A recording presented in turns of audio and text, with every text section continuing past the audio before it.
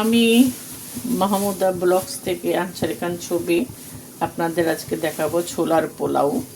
আমি এখানে 1 পট ছোলা নিয়েছি এবং এটাকে সিদ্ধ করে লবণ দিয়ে একটু সিদ্ধ করে রেখেছি। এর আমি 1 কাপ চাল নিয়েছি। আমার কাপের মাপে 1 কাপের একটু বেশি চালটাকে আমি ধুয়ে রেখেছি। পোলাও চাল নিয়েছি। এখন আমি একটা কড়াই বসিয়ে নিয়েছি। কড়াইটা গরম হোক। আমি এখন এর মধ্যে একটা তেজপাতা, দারচিনি, 4টে এলাচ, লং দিয়েছি। এখন আমি পেঁয়াজ দিয়ে দিচ্ছি।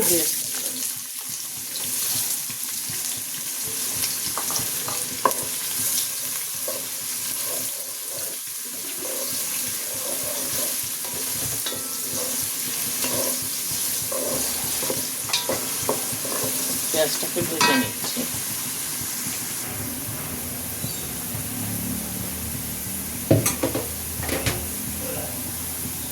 পেঁয়াজটা একটু ভাজা ভাজা হয়ে গেছে। এখন আমি চালটা এর মধ্যে দিয়ে দিচ্ছি।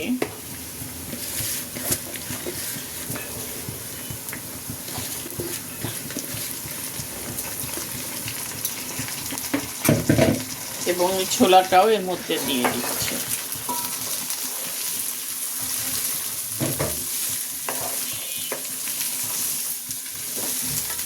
ভালো করে কষাতে থাকি। আমি এখন এর মধ্যে একটু আদা রসুনের পেস্ট দিই।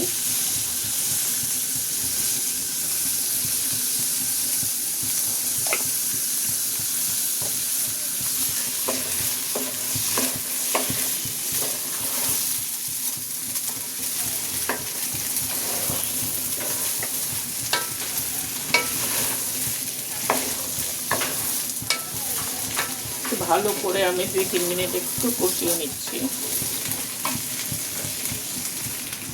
কষানো হয়ে গেছে।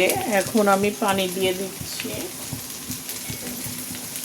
চালের মাপের 2 কাপ পানি নিয়েছি, আর 1 কাপ নিয়েছি ছোলা, বা আর একটু বেশি ছিল, এটার কারণে 1 কাপ বেশি নিয়েছি।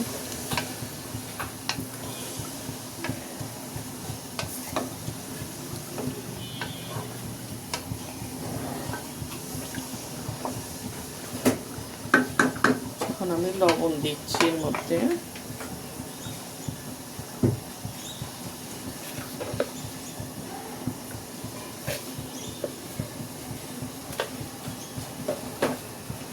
চামচ লবণ দিলাম, একটু কাঁচামরিচ দিয়ে দিচ্ছি।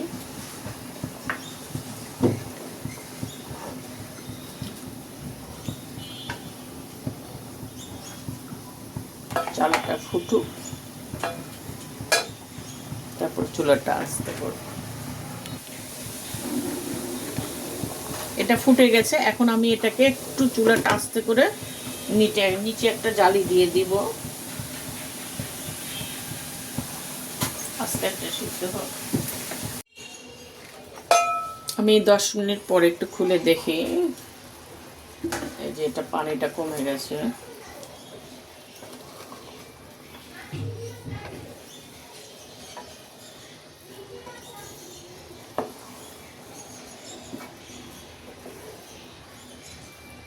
এখন এটা ভাপে ভাপে হবে। আমার কিছু আলু রান্না আছে, আমি আলুটা দিয়ে দেবো এর মধ্যে। সিদ্ধ করা রান্না আলু দম করেছিলাম, দমের আলুটা আমি এখানে দিয়ে দেব। আপনারা এমনিও আলু দিতে পারেন।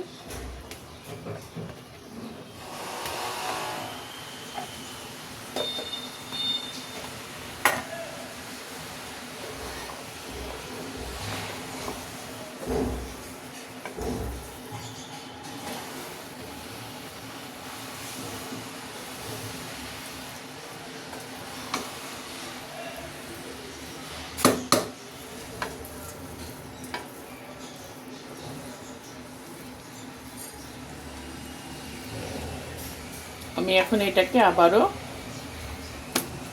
20 মিনিটের জন্য 15 মিনিটের জন্য ছেড়ে দিচ্ছি।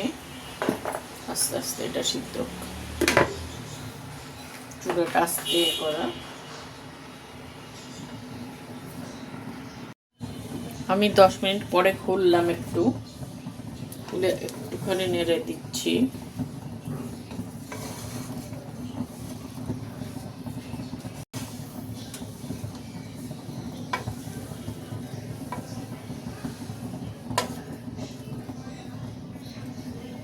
দেখছি এটা হয়েছে নাকি, হয়ে গেছে।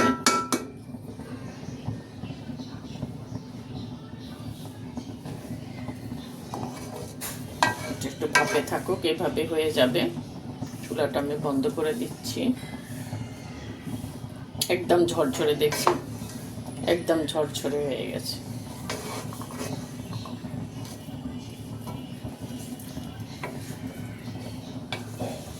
আলুটা দেওয়াতে, আলুর ঝোলটাতে একটু কালারটা একটু অন্যরকম হয়েছে। এমনি শুধু আলুটাকে ভেজে তারপরে দিবেন যদি আলু দেন।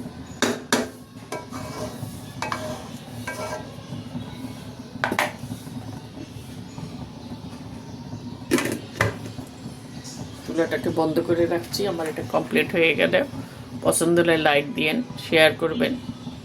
ছোলার পোলাও। আল্লাহ হাফেজ।